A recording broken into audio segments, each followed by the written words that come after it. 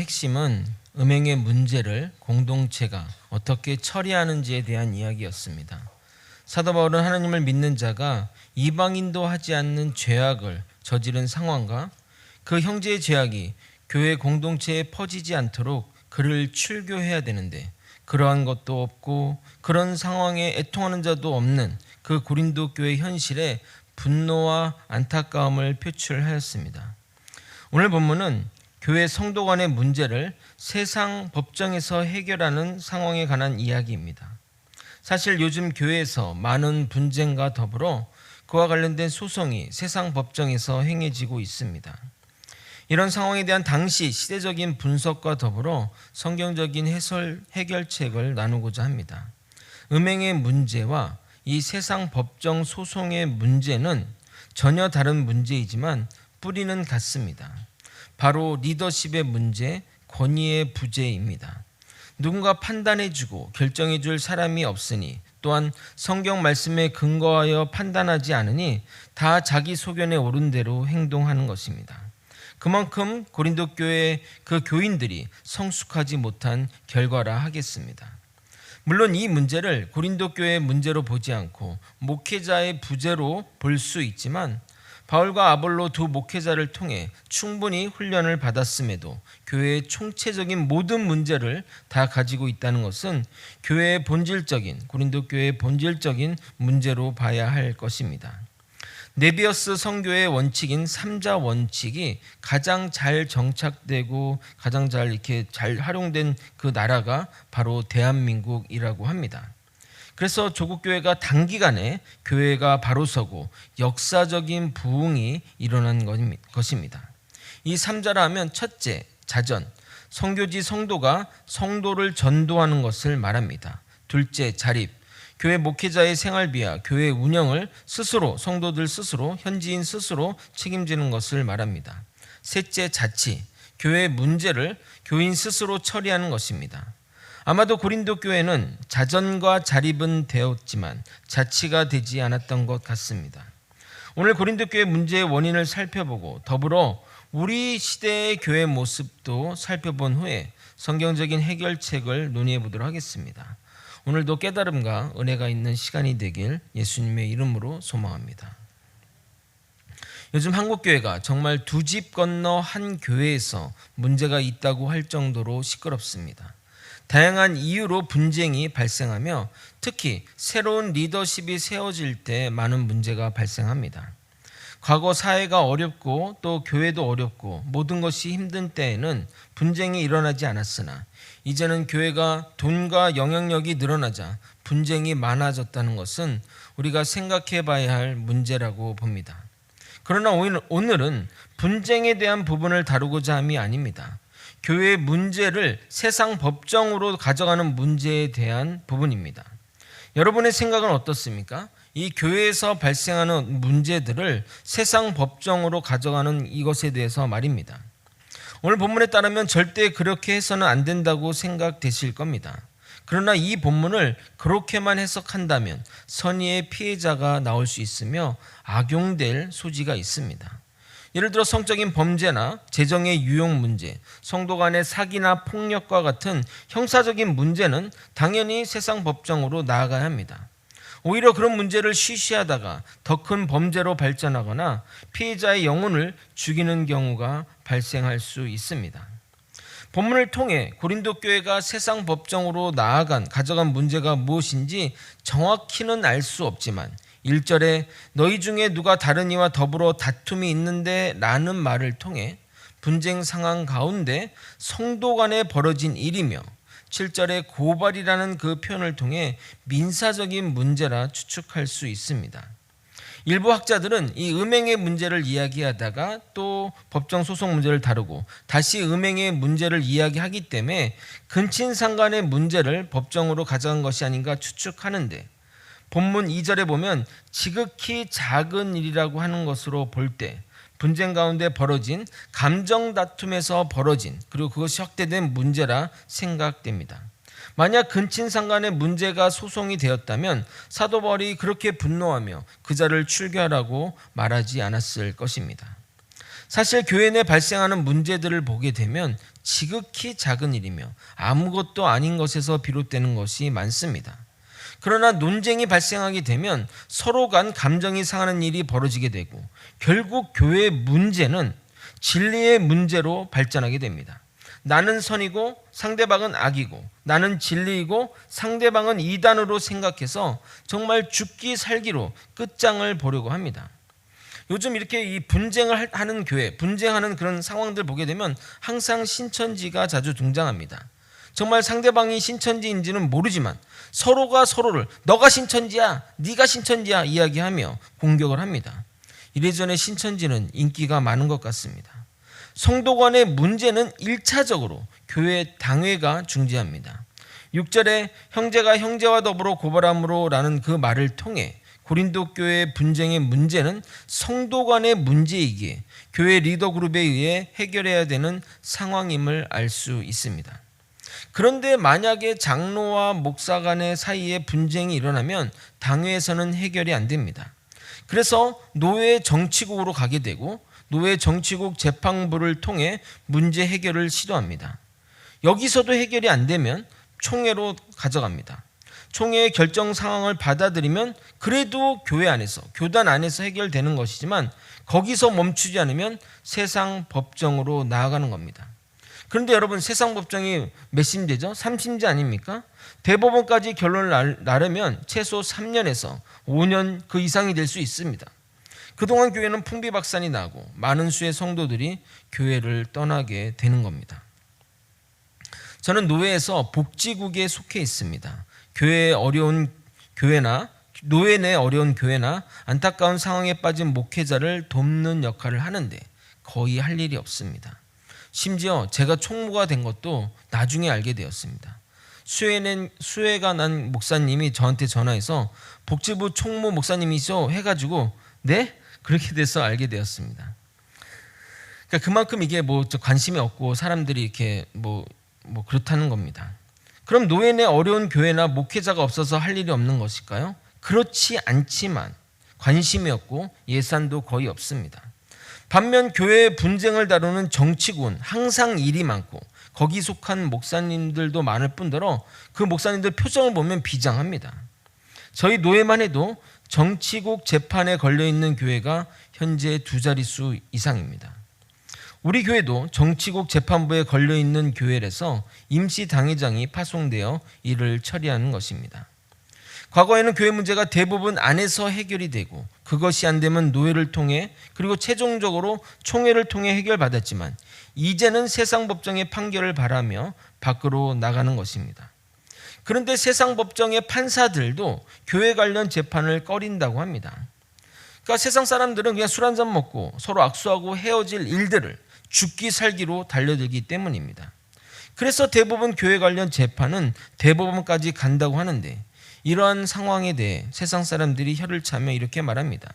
아니, 원수를 사랑하라고 주님이 말씀하셨으니 사랑은 못하더라도 믿는 분끼리 서로 한 발씩 양보하면 좋으련만 이렇게까지 서로를 증오하고 이렇게까지 해야 되겠습니까? 라고 하며 안타까워합니다. 여러분도 이런 이야기를 들으면 참 안타깝다는 생각이 들지 않습니까? 사도 바울은 세상 법정으로 나가는 성도들에게 이렇게 일갈합니다. 1절을 읽어드리도록 하겠습니다. 너희 중에 누가 다른 이와 더불어 다툼이 있는데 구태여 불의한 자 앞에서 고발하고 성도 앞에서 하지 아니하느냐. 여기서 이 불의한 자라는 도덕 윤리적인 차원의 표현이 아니라 종교적인 표현으로서 그리스도의 의가 없는 불신자들을 그렇게 표현한 겁니다. 사도 바울은 세상 법정의 사법 체계를 무시해서 세상 법정의 소송을 일절하지 말라고 말하는 것이 아닙니다. 로마서에 보게 되면 세상의 권위자들을 존중하라고 말하던 사도 바울입니다. 그럼 왜 사도 바울은 세상 법정을 통해 재판하지 말라고 말하는 것일까요? 당시 사법체계에 대한 불신이 있었기 때문입니다. 또한 세상의 법보다 더 높은 도덕적 기준을 가지고 있는 하나님의 율법을 가지고 있는 자들인데 그것을 무시하고 세상에 나아간다는 것은 말이 되지 않는 일이기 때문입니다. 또한 그로 인해서 세상 사람들이 얼마나 손가락질 하겠냐 이 말입니다. 당시 로마 사회는 지나치게 소송을 많이 하는 풍토가 있었다고 합니다. 거기다가 로마 시대의 재판관과 배심원은 1년 임기이기에 직업에 소명의식이 없고 뇌물을 받고 유리한 판정을 해주었습니다.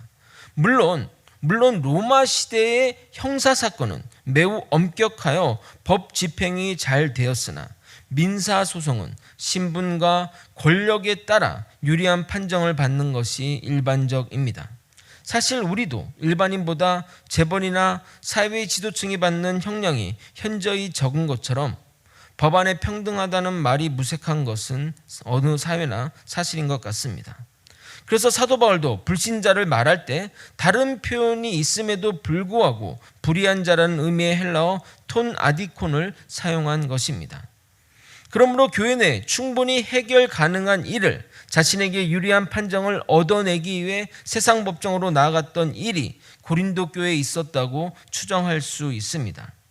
이어서 사도 바울은 그리스도 보혈의 공로로 의롭게 된 자들이 여전히 죄 가운데서 멸망할 수밖에 없는 불의한 불신자의 판단을 받을 수 있겠냐며 고린도 교회 교인들에게 이렇게 묻습니다. 이것은 우리의 영원한 신분과도 연결되는 질문입니다. 2절과 3절을 함께 읽도록 하겠습니다. 함께 읽겠습니다. 시작. 너가 세상을 판단할 것을 너희가 알지 못하느냐? 세상도 너희에게 판단을 받겠거든 지극히 작은 일 판단하기를 감당하지 못하겠느냐? 우리가 천사를 판단할 것을 너희가 알지 못하느냐? 그러하거든 하물며 세상 일이랴. 지금 이 사도 바울의 이 말은 이 세상 마지막 심판 때 예수님을 믿는 그리스도인들이 하나님의 심판에 참여한다는 것을 말하고 있는 겁니다. 그의 이 주장은 성경 곳곳에 예수님의 말을 통해서 또한 성경 곳곳에 기록되어 있습니다. 대표적인 것 몇 가지 여러분과 나누도록 하겠습니다. 마태복음 19장 28절입니다. 예수께서 이르시되 내가 진실로 너희에게 이르노니 세상이 새롭게 되어 인자가 자기 영광의 보좌에 앉을 때에 나를 따르는 너희도 12보좌에 앉아 이스라엘 12지파를 심판하리라. 누가복음 22장 30절입니다. 너희로 내 나라에 있어 내 상에서 먹고 마시며 또는 보좌에 앉아 이스라엘 12지파를 다스리게 하려 하노라. 요한계시록 20장 4절입니다. 또 내가 보좌를 보니 거기에 앉은 자들이 있어 심판하는 권세를 받았더라. 또 내가 보니 예수를 증언함과 하나님의 말씀 때문에 목배임 당한 자들의 영혼들과 또 짐승과 그의 우상에게 경배하지 아니하고 그들의 이마와 손에 그의 표를 받지 아니한 자들이 살아서 그리스도와 더불어 1000년 동안 왕노릇하니. 이 구절을 가지고 신천지들은 자기들에게만 주어진 권한이라고 미혹하는데 원래 하나님이 우리 모두에게 주어진 권리입니다. 심지어 우리는 천사들을 심판하는, 판단하는 그런 존재입니다. 천사는 두 종류가 있습니다. 나쁜 천사와 좋은 천사가 있고 이 나쁜 천사들을 하나님과 함께 심판하는 겁니다. 천사에 대한 심판의 내용이 유다서에 기록되어 있습니다. 유다서 1장 6절입니다. 또 자기 지위를 지키지 아니하고 자기 처소를 떠난 천사들을 큰 날의 심판까지 영원한 결박으로 흑암에 가두셨으며. 그러므로 세상 마지막 날 심판 때에 주님과 함께 세상을 심판할 사람들이 현세에 일어나고 있는 형제간의 이 소소한 분쟁 하나 판단하지 못하는 것이 말이 되지 않는다고 사도 바울은 고린도 교회 교인들을 책망하는 겁니다. 너희들 정말 대단한 일들을 할 사람들이고 그 엄청난 신분인데 이 소소한 문제 때문에 아웅다투하는 게 말이 되냐, 이 이야기를 하는 겁니다. 지금은 과거와 달리 뇌물로 판정을 굽게 하지 않으므로 사도 바울의 이 메시지는 지금은 유효하지 않는 말 아닌가요? 라고 물어볼 수 있습니다. 아닙니다. 지금도 동일합니다. 그럼 왜 우리는 교회 분쟁의 문제를 세상의 법정으로 나아가면 안 되는 것일까요? 그들의 판단의 기준과 우리의 판단의 기준의 차이가 나기 때문입니다. 우리는 하나님이 우리를 다스린다는 그 생각을 하고 불신자들은 자신들이 자신의 삶을 개척한다고 생각하니 근원에서 차이가 나는 겁니다. 그래서 우리에게는 은혜로운 말들이 세상 사람들에게는 이상하게 들리고 또 세상 사람들이 생각하는 것과 우리의 생각이 근원적으로 차이가 날 수밖에 없는 것은 우리는 신본주의 사상, 하나님이 우리를 이끄신다는 것을 믿는 사람들이고, 세상 사람들은 인본주의, 인간이 스스로 개척한다는 것을 믿기 때문에 결코 양립할 수 없는 그런 것들을 가지고 있는 겁니다. 두 가지 정도 실제 예를 들어보겠습니다. 과거 국무총리 지명자였던 문창극 총리 후보자를 기억하십니까? 그가 교회 장로인데, 온누리교회 장로였는데, 장로 시절에 교회에서 간증한 그 영상 하나 때문에 국무총리에서 낙마하게 됐는데, 그의 발언은 이것입니다. 6.25 전쟁과 남북분단 그리고 일제 식민 지배는 하나님의 뜻이다라는 발언입니다. 여러분, 이 말이 틀리다고 생각하십니까? 아니면 어떻게 생각하십니까? 이 세상에서 일어나는 모든 일은 하나님의 뜻에서 벗어나는 일이 하나도 없습니다. 심지어 참새 한 마리도 저절로 떨어지는 일이 없습니다. 마태복음 10장 29절입니다. 참새 두 마리가 한 아시리온에 팔리지 않느냐, 가치가 없다는 걸 얘기하는 겁니다. 그러나 너희 아버지께서 허락하지 아니하시면 그 하나도 땅에 떨어지지 아니하리라.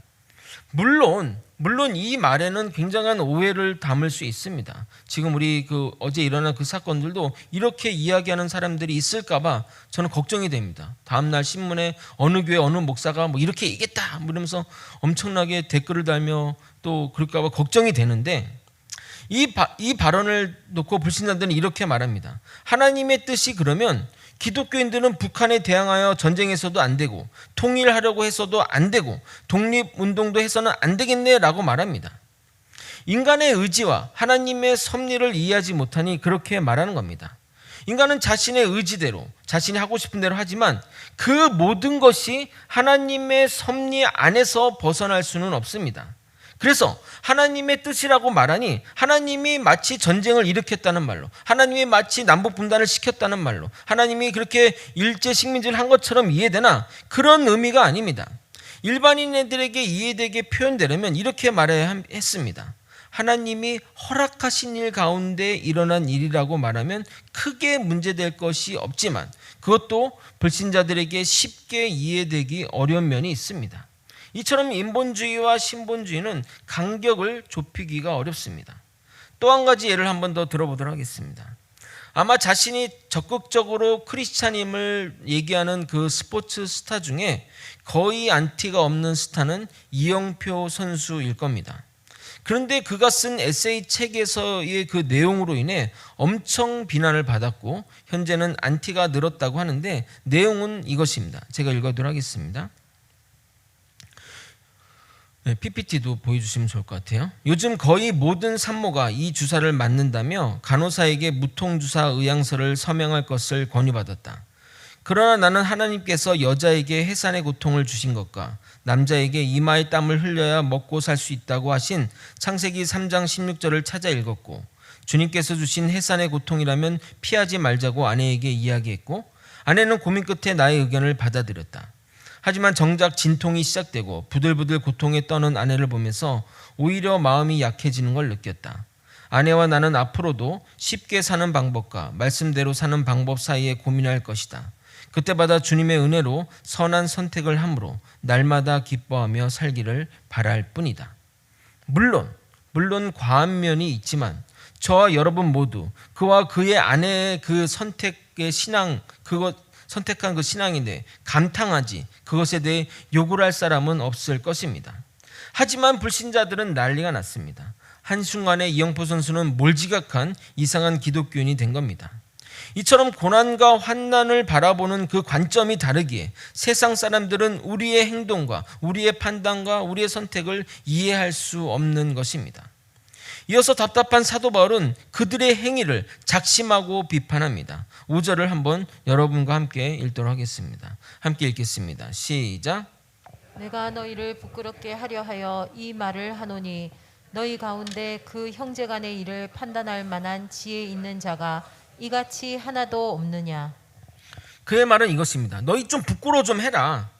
너희가 그렇게 세상 지혜가 있다고 세상 지혜 그렇게 말했는데 형제간의 이 소소한 문제도 판단할 지혜가 없냐고 말하는 겁니다. 그동안 자신들의 지식과 지혜를 자랑하며 교만했던 고린도 교회 실상이 얼마나 어리석고 한심한지 보여주는 모습이라 하겠습니다. 그런데 원고도 믿는 형제고 피고도 믿는 형제인데 재판관만 믿지 않는 이방인이라는 사실이 한심스럽다고 말합니다. 물론 교회 형제 간 해결이 문제가 안 되면 객관적인 누군가의 판단이 유효하게 여겨질 수 있습니다. 그러나 그들의 문제는 신앙에 관련된 그 문제이기에 믿지 않는 자들의 도움이 필요하지 않습니다. 그들이 무슨 잘못을 했는지 사도 바울은 세 가지 면으로 지적합니다. 6절을 읽어드리도록 하겠습니다. 형제가 형제와 더불어 고발할 뿐더러 믿지 아니하는 자들 앞에서 하느냐. 첫 번째, 형제끼리 분쟁했다는 겁니다. 여기서 이 형제란 이 표현은 그리스도의 피로 한 가족이 된 친형제 사이를 말하는 것입니다. 두 번째로, 그 분쟁을 해결하지 못하고 고발했다는 겁니다. 마지막, 결정적으로 그들이 고발한 곳이 믿지 않는 자들의 법정이라는 겁니다.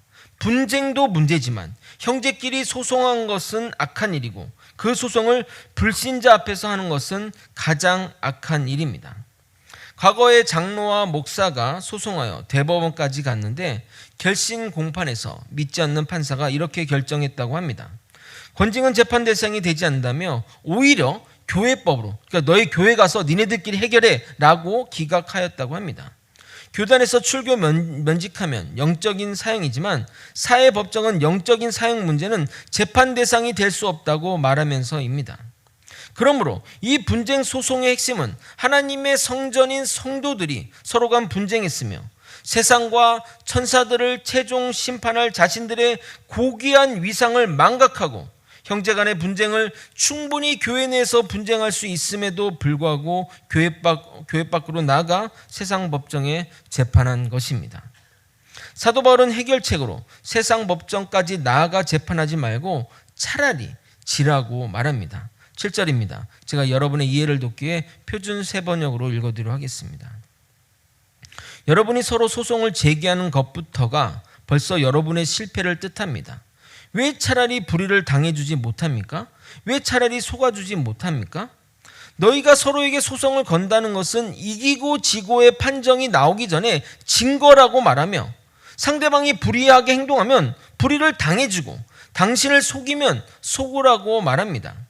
형제가 소송하는 것은 그리스도의 보혈의 피로 우리를 한 몸으로 만드신 주님의 뜻을 파괴하는 행위입니다. 축구로 따지면 자살골을 넣는 것이고 몸으로 말하면 자기 몸을 자해하며 너도 한번 고통당해봐 라고 하는 행위인 것입니다. 사도 바울이 형제의 행위가 불의와 속이는 행위라고 말하는 것은 실제 그렇다는 의미가 아니라 너가 그렇게 생각하니 그럴지라도 상대방의 것을 받아들이라는 것입니다.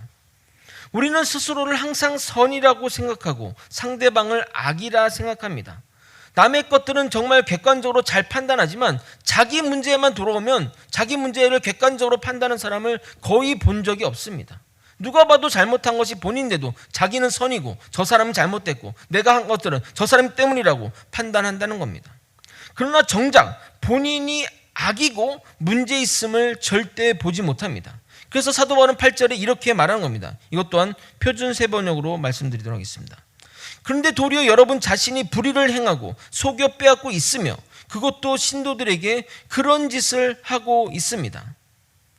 상대방이 불의이고 속이는 행위라면 그 불의를 받아들이고 속이라고 말하면서 반대로 너도 형제에게 불의를 행하고 속일 수도 있으니 스스로를 직시하고 자신을 속이지 말라고 말합니다. 그러면서 만약 상대방이 불의이고 속이는 행위라면 그 사람은 세상 법정의 심판보다 더 무서운 하나님의 심판이 있다고 말합니다. 동시에 그것은 우리에게도 적용되는 말입니다. 내가 불의했다면 나도 하나님의 심판을 받을 것입니다. 하나님의 심판보다 더 무서운 것이 어디 있겠습니까? 우리는 그것을 믿는 자입니다. 우리 이 생 가운데 손해보고 또 그렇게 불의한 일을 당할지라도 하나님이 계시니까 하나님이 분명히 심판하셨음을 믿으니까 그것을 믿으며 나아가는 자들인 겁니다. 9절에서 10절을 읽어드리도록 하겠습니다. 불의한 자가 하나님의 나라를 유업을 받지 못할 줄을 알지 못하느냐? 미혹을 받지 말라. 음행하는 자나 우상 숭배하는 자나 간음하는 자나 탐색하는 자나 남색하는 자나 도적이나 탐욕을 부리는 자나 술 취하는 자나 모욕하는 자나 속여 빼앗는 자들은 하나님의 나라를 유업으로 받지 못하리라.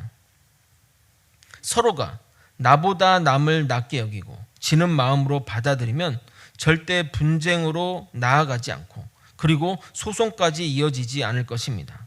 더불어 스스로를 객관적으로 바라볼 수 있다면 문제는 크게 확대되지 않을 것입니다. 어떻게 둘 다 옳을 수 있으며 어떻게 둘 다 불의할 수 있겠습니까? 상대방을 포용하고 받아들이면 자신을 또 객관적으로 바라볼 수 있다면 교회 내의 문제는 대부분 사라질 것입니다. 또한 우리 가운데 그렇지 않은 자들도 일부 있지만 우리 모두 주 예수 그리스도의 보혈의 피와 성령 하나님의 인치심으로 씻겨지고 거룩하여지고 의로워진 존재가 바로 우리들입니다. 이 사실을 절대 잊어서는 안 될 것입니다. 말씀을 정리하겠습니다.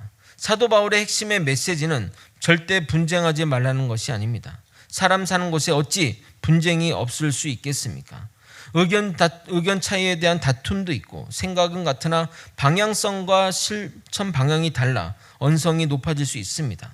하지만 서로를 미워하고 더 나아가 상대방을 꼭 이겨야겠다며 소송까지 이어져서는 안 되는 것입니다. 누구보다 당신이 미워하는 대상, 당신이 죽이려고 하는 그 대상이 남도 아닌 예수님 안에서 한 형제이기 때문입니다. 우리가 상대방을 형제로 대하면 절대 분쟁이 나지 않을 것이며 분쟁이 있어도 서로에게 소송하는 일은 없을 것입니다. 사도 바울이 우리가 어떤 마음으로 살아야 되는지 이렇게 권면합니다. 여러분 함께 이 구절을 읽었으면 좋겠습니다. 빌립보서 2장 1절에서 4절입니다. 함께 읽겠습니다. 시작. 그러므로 그리스도 안에 무슨 권면이나 사랑에 무슨 위로나 성령의 무슨 교제나 긍휼이나 자비가 있거든 마음을 같이하여 같은 사랑을 가지고 뜻을 합하여 한 마음을 품어 아무 일에든지 다툼이나 허용으로 하지 말고 오직 겸손한 마음으로 각각 자기보다 남을 낮게 여기고 각각 자기 일을 돌볼 뿐더러 또한 각각 다른 사람의 일을 돌보아 나의 기쁨을 충만하게 하라. 여러분, 이 마음이 바로 예수 그리스도의 마음입니다. 우리가 나아가야 할 곳 방향인 것입니다. 그럼 교회 공동체는 어떻게 해야 되는가요?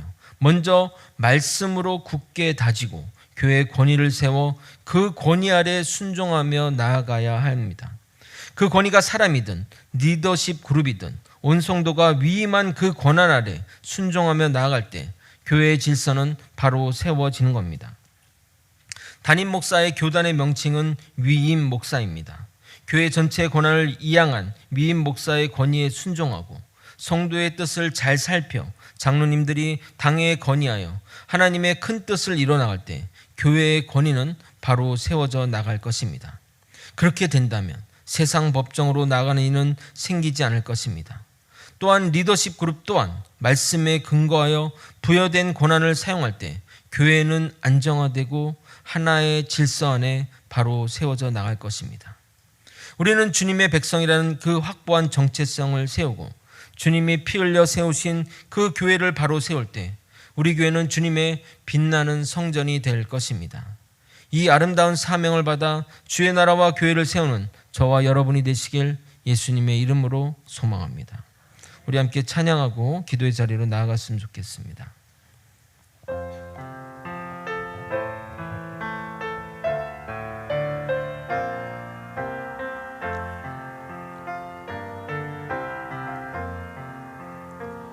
우리는 주의 백성이오니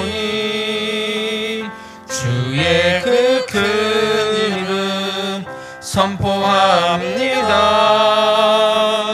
이곳 어두운 세상에 빛으로 부르셨네. 주의 얼굴 구할 때 역사하소서.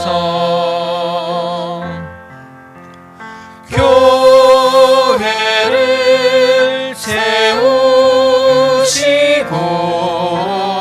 이 땅 고쳐주소서. 주님 나라 임하시고 주 뜻 이루어지리라. 우리 이 시간도 함께 마음을 모아 기도하기 원합니다. 우리의 정체성은 주님의 백성입니다. 주님의 그 큰 이름 아래 모여 하나님의 그 선량하신 뜻과 하나님의 그 큰 뜻을 이뤄 나가는 존재들입니다. 형제가 형제를 서로 사랑하며 나보다 남을 낫게 여기며 주님의 마음을 품어 그 형제를 보듬어 안을 때 결코 교회 내 분쟁과 또 소송과 안타까운 일들이 벌어지지 않을 것입니다. 정말 형제를 사랑하는 마음으로 또 불의한 일을 당하라고 하는 그 주님의 메시지에 순종하며 나아가는 우리 모두가 되기를 소망합니다. 다 함께 주님의 이름 부르고 통성으로 기도하시겠습니다.